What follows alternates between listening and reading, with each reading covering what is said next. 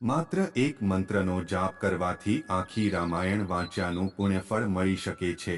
એક શ્લોકી રામાયણનો જાપ સવારે ભગવાન શ્રીરામની સામે બેસીને કરવો જોઈએ। મંત્ર જાપ ઓછામાં ઓછા 11 વાર કરો। રામાયણ સૌથી પ્રસિદ્ધ પવિત્ર ગ્રંથોમાંથી એક છે। રામાયણમાં સીતા, શ્રીરામ અને રાવણની કથા જણાવી છે। ઉજ્જૈનના જ્યોતિષાચાર્ય પં.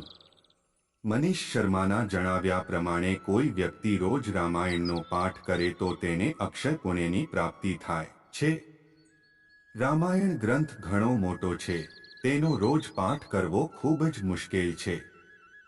ઘણા લોકો પોતાની અનુકૂળતા પ્રમાણે રામાયણનો થોડો થોડો પાઠ રોજ કરે છે। રામાયણ સાથે જોડાયેલો એક મંત્ર પણ ઘણો પ્રસિદ્ધ છે। આ મંત્રમાં આખા રામાયણ ગ્રંથનો સાર છે અને જે લોકો તેનો પાઠ રોજ કરે છે તેમને રામાયણ વાંચવાની સમાન પુણ્યફળ મળે છે। તેને એક શ્લોકી રામાયણ કહેવામાં આવે છે।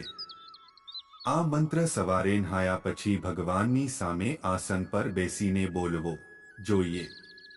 મંત્ર આ પ્રકારે છે। મંત્ર આદિ રામ તપોવનાદિ ગમન હત્વા મૃગં કાંચનમ વૈદિહી હર્ણ જટાયુમર્ણમ સુગ્રીવ સંભાષણમ બાલિનિર્ગલન સમુદ્રતર્ણ લંકાપુરી દાહન પશ્ચાદ રાવણ કુંભકર્ણ હનન એતદ્ધિ રામાયણમ। મંત્રનો અર્થ શ્રીરામ વનવાસ ગયા, ત્યાં સ્વર્ણ મૃગનો વધ કર્યો, વૈદેહી અર્થાત સીતાજીનું રાવણને હરણ કરી લીધું, રાવણના હાથે જટાયુએ પોતાના પ્રાણ ખોયા, શ્રીરામ અને સુગ્રીવની મિત્રતા થઈ, વાલીનો વધ કર્યો, સમુદ્ર પાર કર્યો, લંકાપુરીનું દહન કર્યું, ત્યારબાદ રાવણ અને કુંભકર્ણનો વધ કર્યો। આ રામાયણની સંક્ષિપ્ત કહાની છે। મંત્ર જાપના ફાયદા। આ મંત્રના જાપથી જીવનમાં શાંતિ થવા લાગે છે। તેનાથી ખરાબ વિચારોથી છુટકારો મળી જાય છે। નકારાત્મક ઉર્જા સમાપ્ત થઈ જાય છે। પૂજા કરતી વખતે આ મંત્રનો જાપ કરવાથી ભગવાનની કૃપા ઝડપથી મળી શકે છે। કેવી રીતે કરવો મંત્રનો જાપ? આ મંત્રનો જાપ ઘરના મંદિરમાં બેસીને કરવો જોઈએ। રોજ સવારે સ્નાન કર્યા પછી મંદિરમાં પૂજા કરો, સ્વચ્છ આસન પર બેસીને ભગવાન શ્રીરામનું ધ્યાન કરીને મંત્રનો જાપ કરો। મંત્ર જાપ ઓછામાં ઓછા 108 વાર કરો। વધુ સમય ન હોય તો 11 કે 21 વાર પણ મંત્રનો જાપ કરી શકો છો।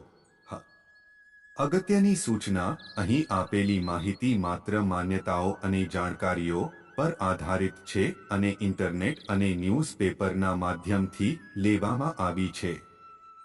અત્રે એ ઉલ્લેખ કરવો જરૂરી છે કે અમારી ચેનલ કોઈ પણ પ્રકારની માન્યતા અથવા જાણકારીને સમર્થન કરતા નથી।